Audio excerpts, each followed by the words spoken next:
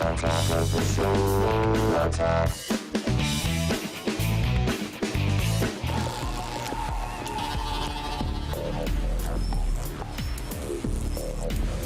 Big Man on Campus Computer Week continues today, right now. And hey, whatever you don't spend on computers, beer money. Absolutely. Shuttle knows how to build a small computer, but they've outdone themselves with the X350. Measuring only 1.5 inches thick, this sleek little PC will fit anywhere in your house. And since it's got an Intel dual-core processor, NVIDIA Ion 2 graphics, and HDMI output, it's ready to entertain you in full 1080p. Built-in Wi-Fi also comes standard for $380. I love that it's Mini Tesla coil. Lightning is coming out of that coffee table. Absolutely. Model does not include actual lightning, just so you guys all know. This is actually definitely one of the smallest, and it's also full-featured computers that we've ever reviewed. You can lose this in a couch cushion. Yes. It's entirely possible. It's actually about 6 inches tall, standing on its side, and it's going to be 1.5 inches tall when laying down. So it's actually something you could really see hiding on your desk, or you could put it next to your TV, you think? Oh, absolutely. Like, I look at the form factor. You can totally stuff it anywhere you need to. It's also got plenty of USB ports, an HDMI out, relax, and a card reader as well. So it's pretty full featured. I was really surprised to see that it had an optical drive. And it's the same size as my Wii. Yeah, there you go. Yeah. It does have the guts of a netbook, we should definitely say. It utilizes features a netbook doesn't exactly have. It has a fanless design, so it's going to be quiet. Potential issues with overheating, we'll see about that. Yeah. But a very nice thing.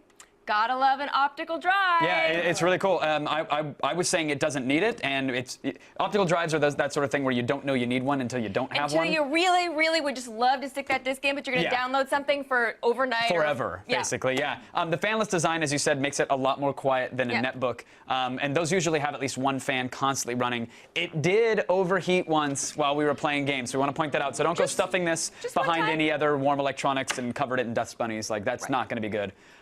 You only, again, realize the need for an optical drive when you don't have one. It's nice to be able to play DVDs, which, mind you, it has 1080p output. It has HDMI, which is fantastic. Of course. And if you want to burn backups or install software from a disk, believe it or not, people still do that.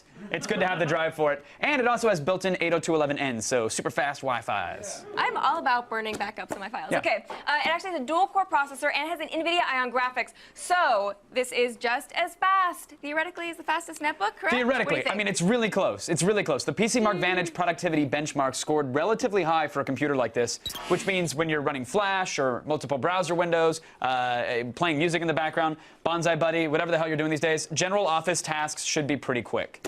It can also play games like Team Fortress 2 and StarCraft 2. Now, granted, what you're seeing there is, I mean, we put them on medium or low settings to make them playable, but the fact that they're at all playable on a machine this size and this quiet is amazing. I think that's fantastic because forever you could buy something, you know, that did email and whatever, but you weren't going to play any game on any setting. No, so no. It's You were lucky to get nice. Minesweeper and Solitaire open at the same time. Yes. Now you can Team Fortress it. It's just really nice that you can have this. You can use it as your, you know, your dorm computer or work computer and still get a little Put fun it in on your the side. breakfast nook.